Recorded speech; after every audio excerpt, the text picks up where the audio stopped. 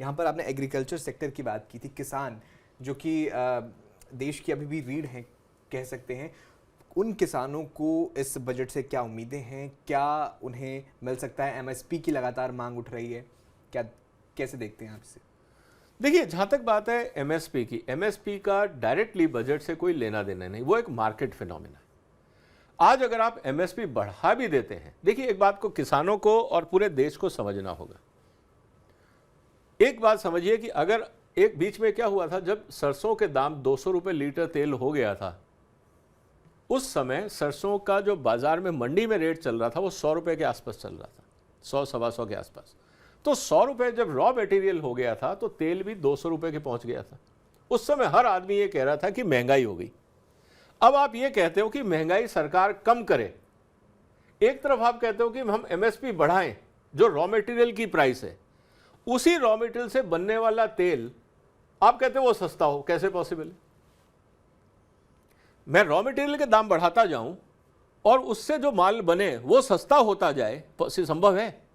ये संभव नहीं है। तो हम लोग जब ढंग से चीज को नहीं समझेंगे, होलिस्टिकली नहीं देखेंगे, इस तरह के विवाद रहेंगे। अब सवाल इस बात का है कि किसान की आमदनी कैसे बढ़े, यही सवाल हमारा इंपॉर्टेंट है।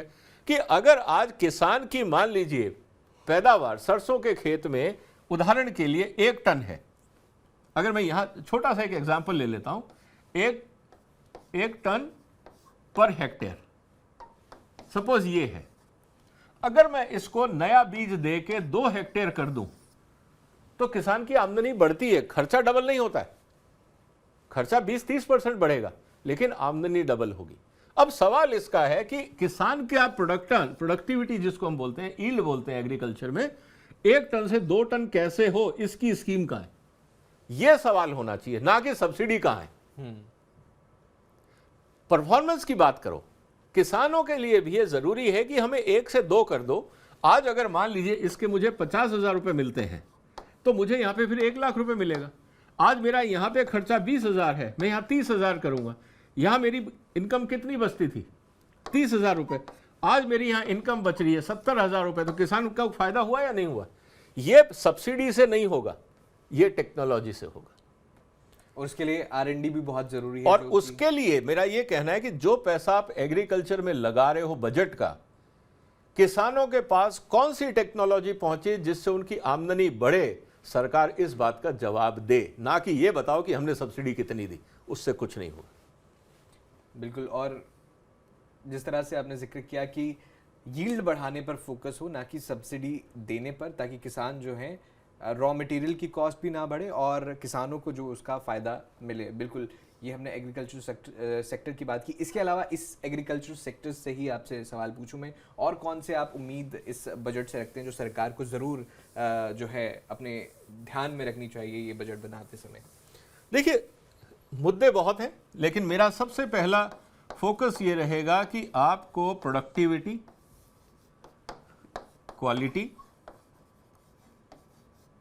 ये 2 चीजों के लिए आपको जहां जहां आप बजट डालें उसके साथ आप बेंचमार्किंग करें। कि अगर आज मान लीजिए हमने एग्रीकल्चर में पैसा दिया 1 लाख करोड़ या 2 लाख करोड़, जो भी आपने दिया, जरूर दीजिए, आपने 2 लाख करोड़ दिया, आपने इसको बढ़ा के 3 लाख कर दिया। आज हमारी एवरेज प्रोडक्टिविटी मान लीजिए 3 टन है, क्या ये अगले साल 4 होगी? तो जब आप बजट एलोकेट करते हैं उसके साथ टारगेट भी लिखिए कि ये बजट का फायदा कहां होगा। अगर सिर्फ आपने बजट बढ़ा दिया और रिजल्ट नहीं मिला, ये पूरा पैसा वेस्टेज है। और इसके लिए अकाउंटेबिलिटी भी बहुत जरूरी हो जाती है। या जब आपने टारगेट रख दिया, अपने आप अकाउंटेबिलिटी सामने आएगी, क्योंकि डिपार्टमेंट्स को काम करना होगा, मेजरमेंट करना होगा, सीड की क्वालिटी सुधारनी होगी, पेस्टिसाइड की क्वालिटी सुधारनी होगी, इरिगेशन सुधारना होगा, वेयर हाउसिंग सुधारना होगा, किसान को एजुकेशन देनी होगी, सब कुछ करना होगा, तभी तो ये होगा। पैसा एलोकेट करने से नहीं होगा। हमारी प्रॉब्लम क्या है कि हम लोग मनी एलोकेट करके समझते हैं डेवलपमेंट हो गया। पैसा एलोकेट करने से डेवलपमेंट नहीं होता, उस पैसे का सही इस्तेमाल हो, डेवलपमेंट तब होता है। तो जितना पैसा हम जिस डिपार्टमेंट में बढ़ा रहे हैं, वहां पे सरकार को यह बताना चाहिए कि ये जो हम एक्स्ट्रा पैसा दे रहे हैं, इससे डिपार्टमेंट की कौन सी एक्टिविटी में सुधार आएगा, ये पार्ट होना चाहिए बजट स्पीच का। कि हम इस बार 50,000 करोड़ यहाँ एक्स्ट्रा दे रहे हैं और इस बार हमारा ये परफॉर्मेंस था, हम इसको ये बढ़ाना चाह रहे हैं, इसलिए हम इतना पैसा दे रहे हैं। बिल्कुल। तब तो जनता भी अप्रिशिएट करेगी। आप सिर्फ ये कह रहे हो कि पिछली बार 30,000 करोड़ था, हमने 50 कर दिया। 30 में क्या मिला और 50 में क्या मिलेगा, दोनों का हिसाब नहीं है। और इसमें ये भी बहुत ज़रूरी हो जाता है कि जिस तरह से हम देख रहे हैं पिछले कुछ महीनों सालों में जो सरकारी वेबसाइट्स हैं उनमें बहुत सुधार हुआ है, स्ट्रीमलाइन करने की जो है कोशिश की गई है, इंटरफेस को बेहतर बनाया गया है। तो जो बजट में वादे किए जाते हैं, जो बजट में एलोकेशंस किए जाते हैं, ऐलान किए जाते हैं, जिस तरह से आप जिक्र कर रहे हैं, अगर टारगेट भी रखा जाए तो उसकी एक प्रॉपर वो दिखाना चाहिए उस डिपार्टमेंट की वेबसाइट पर कि इतना टारगेट था और हमने इतना अचीव करने की कोशिश की है। बगैर टारगेट तो आप डायरेक्शन लेस है ना। अगर जब भी कोई भी सरकारी डिपार्टमेंट अगर अपना आने वाले साल का टारगेट नहीं बताता है, इसका मतलब उस डिपार्टमेंट डायरेक्शन लेस है, वहां सोच की कमी है। बिल्कुल। क्योंकि अगर उनके पास सोच होती, डायरेक्शन होता, तो उनको पता होता कि उनका टारगेट क्या था। और आफ्टर ऑल वो तो जनता का हिस्सा ही है ना, सरकार कोई आउटसाइड तो है नहीं डेमोक्रेसी में। तो अगर वो अपने ही कॉन्स्टिट्यूएंट्स को, देश की जनता को नहीं बता रहे कि उनका टारगेट क्या है, तो जनता भी डायरेक्शन लेस है कि हम कंट्रीब्यूट कहां करें।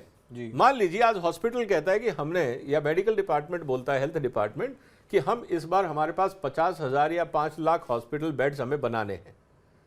अब सरकार बनाएगी 3 लाख, प्राइवेट सेक्टर को हम कहेंगे 2 लाख आप बनाइए, और जो बनाएगा हम उसको ये स्कीम देंगे, उसके लिए हमने ये 10,000 करोड़ रखा हुआ है। आप समझिए कितने लोग इन्वेस्टमेंट करना चाहेंगे हॉस्पिटल में। बिल्कुल। क्योंकि उनको दिख रहा है कि बाजार है और सरकार का समर्थन भी है। तो जब दोनों चीजें हैं तो एंटरप्रेन्योर क्यों नहीं काम करेगा। जब आप टारगेट नहीं बताते हो तो वो सोचता है मैं कहां इन्वेस्ट करूं, पता ही नहीं सरकार क्या चाहती है। तो इससे क्या होता है, जब तक सरकार अपनी नीयत नहीं बताएगी in the form of targets, तब तक प्राइवेट इन्वेस्टमेंट नहीं आता है। और वो टारगेट कितना अचीव किया गया एंड ऑफ द ईयर, वो आप एंड ऑफ की जरूरत नहीं है, आपको हर महीने देखिए ना किस स्टेट ने कितने हॉस्पिटल अप्रूव किए। मान लीजिए आपको पता, आफ्टर ऑल आपको 5 लाख बेड एक्स्ट्रा बनाने थे, तो कहीं से तो वो नंबर आया होगा। पता लगा दिल्ली में 20,000 बनाने, हरियाणा में 50,000 बनाने, राजस्थान में 60,000 बनाने, केरल में 10,000 बनाने, तभी तो नंबर बना 5 लाख का। कहीं से तो सम टोटल आया। बिल्कुल। अब हर स्टेट का मॉनिटरिंग ऑनलाइन डैशबोर्ड पे होना चाहिए कि राजस्थान में इतने हॉस्पिटल अप्रूव हो गए, इस जगह पे हुए, इतने बेड का हुआ और ये इस तारीख को चालू हो जाएगा, यहां पे ये हुआ। तो देश को दिखेगा कि तरक्की हो रही है और हर महीने आपको पता लगेगा कितने इनॉग्रेट हो गए। अब वो नहीं आ रहा है टारगेट में, तो आपको ये पता लगेगा काम क्यों रुक गया। बिल्कुल। तो पता लगेगा कौन सा डिपार्टमेंट उसमें फाइल लो के बैठ गया, कहां पे अप्रूवल में दिक्कत है। तो अपने आप सुधार शुरू होता है। जब तक आपका टारगेट नहीं है, आप डायरेक्शन लेस हैं, आप सिर्फ बजट एलोकेट करेंगे, देश का कुछ नहीं होगा। बिल्कुल। और वो इन सब सेक्टर्स पर लागू होता है।